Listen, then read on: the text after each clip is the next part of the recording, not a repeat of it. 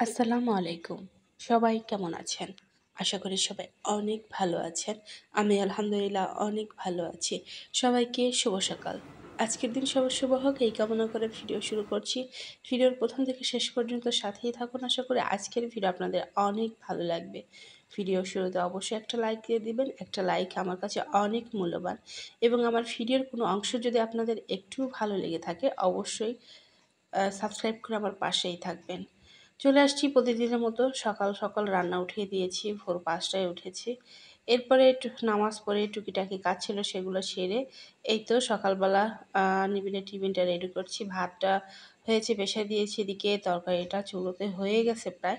এখন নামিয়ে নিব। তারপর খাওয়া-দাওয়া শেষ করে সবাইকে রেডি করিয়ে, সবাই বলতে নিবিড়কে রেডি করে আমার শ্বশুরকে চা দিয়ে তারপর স্কুলের জন্য চলে যাব। আজকে যেন প্রচণ্ড গরম, মানে প্রত্যেক দিন যেন গরম বেড়েই যাচ্ছে বেড়েই যাচ্ছে।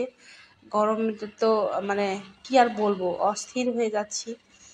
মানে স্কুলে যাব, তারপরে যেতে ভয় করছে কারণ গতকালকে নিবিড় খুবই খারাপ অবস্থা ছিল, গরমে ওর অবস্থা খুবই খারাপ যে স্কুলে যেয়ে বাধ্য হয়েছি আমি ওর স্কুল ড্রেসটার শার্টটা খুলে দিতে। এত গরম, আমার ছেলেটা ঘেমে অস্থির হয়ে যাচ্ছিল। অনেক ছেলে পেলে এরকম অবস্থা, খুবই খারাপ অবস্থা। যেন স্কুলে যেয়ে অনেক আর অটিজম শিশু বোঝেনি তো, অটিস্টিক প্রাথমিক বিদ্যালয় আমার ছেলে পড়ে প্রয়াসে। ওইখানে আবার বেশিরভাগই দেখা যায় যে হাইপার ছেলেপেলে আছে, দেখা যায় বেশি গরম হলে অনেকেই মানে এমন অবস্থা হয় যে তো ওদেরকে কন্ট্রোল করাই যায় না, খুবই কষ্টকর। এই কদিন যেন মানে তাপমাত্রা আরও বেড়েই চলছে আর কেমন যেন একটা ভাবসা গরম, যে গরম মানে সহ্য করা যায় না এরকম অবস্থা। কি করব, আজকে যেতেই হবে কারণ নিবিড় যত বাসার ভিতরে থাকে নিবিড় যেন ততই দুষ্টুমি বেড়ে যায়, যার জন্য স্কুলে গেলে দেখা যায় অনেকের সাথে কথা বলে, খেলে, টিচার আসে, একটু পড়তেও পারে, সবার সাথে একটু খেলাধুলা করতে পারে। আর বাসার ভিতরে বদ্ধ জায়গা, কোথাও যাওয়ার জায়গা নেই। গ্রামের বাড়ি হলে তো অনেক জায়গা আছে, রাস্তাঘাট, অনেক কিছু, নদী নালা, এইসব যে ছেলেপেলের সাথে খেলাধুলা করতে পারে, খোলামেলা জায়গা পায়, প্রাকৃতিক সৌন্দর্য দেখতে পায়, গাছপালা। আর এখানে থাকলে তো কিছুই না, আরও যেন বেশি দুষ্টুমি করে নিবিড়, যার জন্য স্কুলে গেলে নিজেরও অনেকটা ভালো লাগে। আর এখানে থাকলে তো পরিচিত তেমন একটা কেউ নেই। সকাল হলেই যেন যে যার ব্যস্ততায় মানে ছুটে চলে সবাই। অনেকে ছেলেপেলে আছে, সবাই ছেলেকে নিয়ে স্কুলে যায় আর ওইভাবে সময় পায় না। আর বদ্ধ জায়গায় তো দেখতেই পাচ্ছেন প্রত্যেকটা ফ্ল্যাটের প্রত্যেকটা দরজা একদম বন্ধ করা। তো এখন ১ম এ বোধহয় আমি আর আমার নিবিড়ই বের হলাম। আর আস্তে আস্তে সবাই বের হবে কারণ আমরা ৮টার মধ্যে, সাড়ে পৌনে ৮টার মধ্যে বের হয়ে যাই কারণ আমাদের একটু সামনে বাস ধরতে অনেকটা সময় লাগে, ভিতর সাইড বাড়ি, যার জন্য একটু অসুবিধা হয়। ওই জন্য একটু সকাল রওনা দিই যেন বাসটা একটু তাড়াতাড়ি ধরতে পারি। এই তো নিবিড়কে নিয়ে বের হয়ে পড়লাম। প্রচণ্ড গরম। এটুকে মানে আমাদের বাসা থেকে বাস ধরতে প্রায় ১০ মিনিট সময় লাগে। তো এটুকু হাঁটতেই যেন একদম হাঁপিয়ে যাই। এই তো নিবিড় স্কুলে ক্লাস করছে। অলরেডি ৩টা ক্লাস হয়ে গেছে ওর। তো বসে থেকে ক্লাস করছে। ওর রুমে একটু ঢুকলাম কারণ প্রচণ্ড পানির পিপাসা লেগেছিল নিবিড়ের। ওকে একটু খাইয়ে দিয়ে আরেকটা রুমে এসে যে কিছুক্ষণ বসে আছি আর এদিকে দেখেন মাশাআল্লাহ এত সুন্দর, মানে একটু জায়গাও পতিত রাখেনি বললেই চলে। এখানে ধান বুনেছে আর এই সাইডে বোধহয় কিছু একটা বুনবে, পরিষ্কার করছে। গতকালকে দেখলাম যে মেশিন দিয়ে সব আগাছাগুলো একদম তুলে দিচ্ছে। মাশাআল্লাহ এই সাইডে অনেক সুন্দর খোলামেলা জায়গা। আর কেমন যেন একটা গরম, না কোনো কিছুই যেন ভালো লাগছে না। এই তো ক্লাস শেষে সোজা আমরা বাসে চলে আসছি, স্কুলের বাস। নিবিড় দেখেন আমার ছেলেটার মুখটা একদম চুপসে গেছে গরমে। প্রত্যেকটা ছেলে মেয়ের অবস্থায় একই, শুধু আমার নিবিড় না, প্রত্যেকটা ছেলে মেয়ে একদম, অভিভাবকরাও একদম গরমে অস্থির হয়ে গেছে। তার কিছুক্ষণের মধ্যেই আমরা বাসায় পৌঁছাবো। তো খুবই কাছাকাছি চলে আসছি, ৮-২ মিনিট লাগবে কথা বলতে বলতে। এই তো চলে আসছি। এসেই তো সকালবেলা কোনো কাজ করিনি কারণ প্রচণ্ড গরমে কোনো কিছুই করতে ইচ্ছে করছিল না। একটু রান্নাবান্না করেছি তো ওই জন্য আর কোনো কিছু করার সময় পাইনি।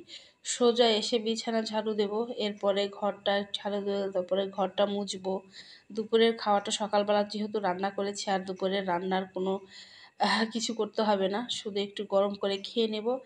আর বিকালের দিকে সন্ধ্যার পর রান্নাটা উঠিয়ে দিব। আবার কি যে হয়েছে লোডশেডিংয়ের কথা আর কি বলবো, যেমনি লোডশেডিং তেমনি হচ্ছে নেটওয়ার্কের সমস্যা। তো গত 2-3 দিন তো ভিডিওই দেইনি। গতকালকে এই ভিডিওটা আপলোড একটা দিয়েছি, আর আজকে এই ভিডিওটা আপলোড দেব, মানে দিয়েছি, আপনারা হয়তো দেখছেন। আমি তো ভিডিও এডিট করি প্রায় রাত্রেবেলা, সবাই ঘুমিয়ে যাওয়ার পরে, তখন ভিডিওটা এডিট করে তারপরে কমপ্লিট করে রেখে দিই পরদিন সন্ধ্যার সময় আপলোড দেওয়ার জন্য। তো এতে মোটামুটি আমার ঘরটা গোছানো হয়ে গেছে, কি বলবো। আর অনেক সময় না ভিডিও যখন আমি এডিট করি, কথা বলতেই 11 মিনিটের ভিডিওর ভয়েস দিতেই যেন আমার এক যুগ লেগে যায়, মাঝে মাঝে কথা খুঁজে পাই না। আর দেখা যায় যে ভিডিও করে রাখলে দেখা যায় যে একদিন পর যদি সেই ভিডিওটা করে রাখি, কেমন যেন ভুলে যায় যে তখন কি করেছিলাম আর এখন কি বলবো, পুনরায় আবার পুরো ভিডিওটা দেখে সেইভাবে ভয়েস দিতে হয়। আর যেহেতু আমি গত 2 দিন ভিডিও দেইনি, আর তেমন একটা ভিডিও করিও নি, কারণ এডিট করতে একদমই ভালো লাগছিল না, এমন নেটওয়ার্কের সমস্যা যে এডিট করতেও ভালো লাগছিল না, আবার ভাবলাম যে এডিট করেই বা কী করবো, কারণ ভিডিও যেহেতু আপলোড দিতে পারবো না।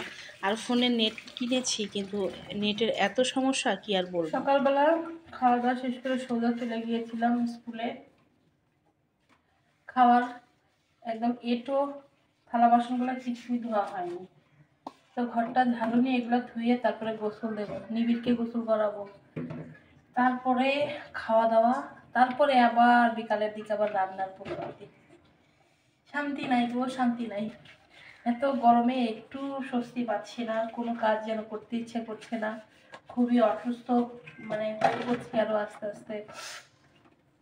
আজকে আবার দেখা যাচ্ছে যে নাক দিয়ে একদম ঠান্ডা কাঁচা পানি বের হচ্ছে, গরমে ঘেমে এরকম অবস্থা। স্কুলে প্রচুর ছাত্রছাত্রী অসুস্থ হয়ে যাচ্ছে, অনেকেই অসুস্থ হয়ে যাচ্ছে অনেক জায়গাতে, অনেক স্কুলে। নিবিড়দের স্কুলে তো সবাই তো একদম অসুস্থ ছেলে পেলে, সবাই তো এক একজন এক এক কোয়ালিটির ছাত্রছাত্রী, এক একজন হাইপার বেশি, একজন হাঁটতে পারে না তেমন একটা, ওজন বেশি, তাদের তো অবস্থা আরো বেশি খারাপ।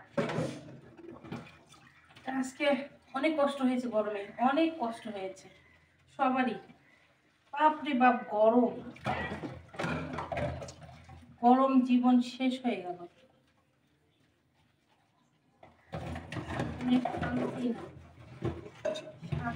মা মারা গেছে, কোনো শান্তি নেই।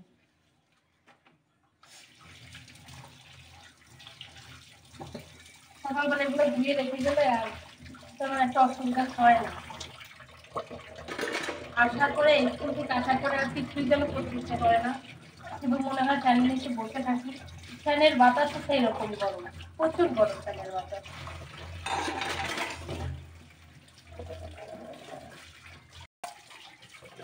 ট্যাপের পানিতে কি পরিমাণ গরম, মানে হাত দিয়ে ধরাই যাচ্ছে না, এত গরম।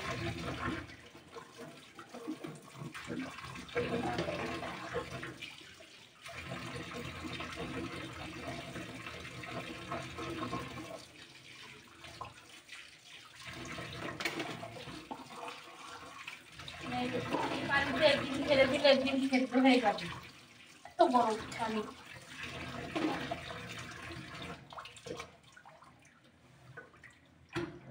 কিছু করতে যেন খুব ভালো লাগছে না।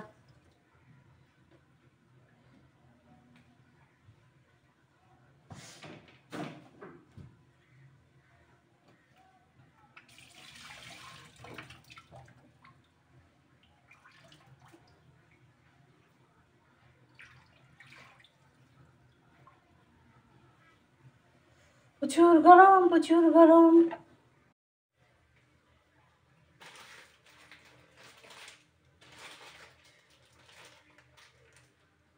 সব তেল, ধনিয়ার গুঁড়া, হলুদের গুঁড়া, মরিচের গুঁড়া সব নিয়ে আসছে। প্রচন্ড গরম, প্রচন্ড গরম, গরমের শেষ নাই। এখন সব ঘর একদম গুছিয়ে নেওয়া হয়ে গেছে। প্রচুর গরমে আর কি বলবো, কাপড়টা নিয়ে এখন গোসল করতে যাব, গোসল। এদিকে গামছাটা হয়ে গেল,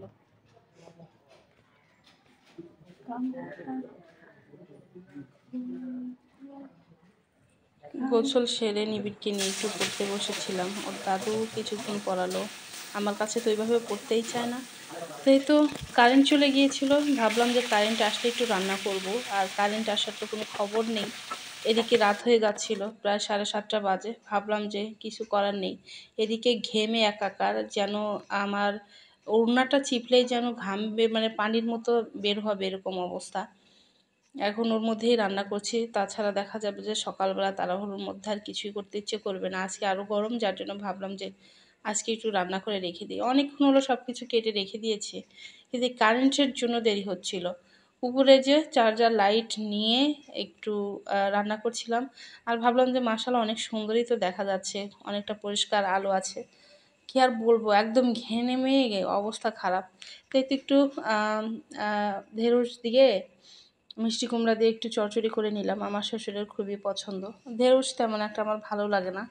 তারপরে যে খাই, তেমন একটা যে খাই না তা না, ২-১টা একটু প্লেটে নিয়ে একটু খাই, খেতে হয় তাই খাই। কিন্তু ঢেঁড়সটা খুব একটা আমার পছন্দ না। তো আমার শ্বশুর একদম টাটকা টাটকা ঢেঁড়স নিয়ে আসছে। সেটা একটু চচ্চড়ি করে দিলাম। এদিকে কাতলা মাছ দিয়ে পেঁপে দিয়ে রান্না করব। পেঁপেটা হালকা একটু সেদ্ধ করে নিয়েছি, কারণ পেঁপেটা সেদ্ধ করে না নিলে দেখা যায় কেমন যেন একটু শক্ত শক্ত থাকে। একটু লবণ দিয়ে সেদ্ধ করে নিলে একদম মোমের মতো একদম গলে যায়, আর খেতে অনেকটা ভালো লাগে। আর এই কষ্টা কষ্টা একটা কীরকম পেঁপের গন্ধ আছে না, কাঁচা কাঁচা, সেদ্ধ দিলে সেটা আর থাকে না। আমি আবার সে পানিটা ফালিয়ে ফেলে দেই না। সেদ্ধ করার যে পানিটা থাকে, স্ট্রটা থাকে, ওটা আমি ফালিয়ে দেই না। কিন্তু আজকে কেমন যেন ভুলে গেছি, ছাকনার ভিতরে পুরো পানি ওয়ালা পেঁপেটা ঢেলে দিয়েছি, সব পানি নিচে চলে গেছে। কি করব এখন? এই তো এমনি পানি দিয়ে, নর্মাল পানি দিয়ে একটু ঝোলটা দিয়ে দিলাম, মাশাআল্লাহ হয়ে গেছে। আর এই তো দেখেন আমার রিং লাইটের কাজ করছে আমার ওই লাইটটা। জানালার সাথে একদম সুন্দর করে ক্লিপ দিয়ে লাগিয়ে নিয়েছি। এদিকে রান্নাটা মোটামুটি আমার শেষ। আজকের মতো এখানে শেষ করছি। সবাই ভালো থাকবেন, সুস্থ থাকবেন, নিজের যত্ন নেবেন। সবাইকে আল্লাহ হাফেজ।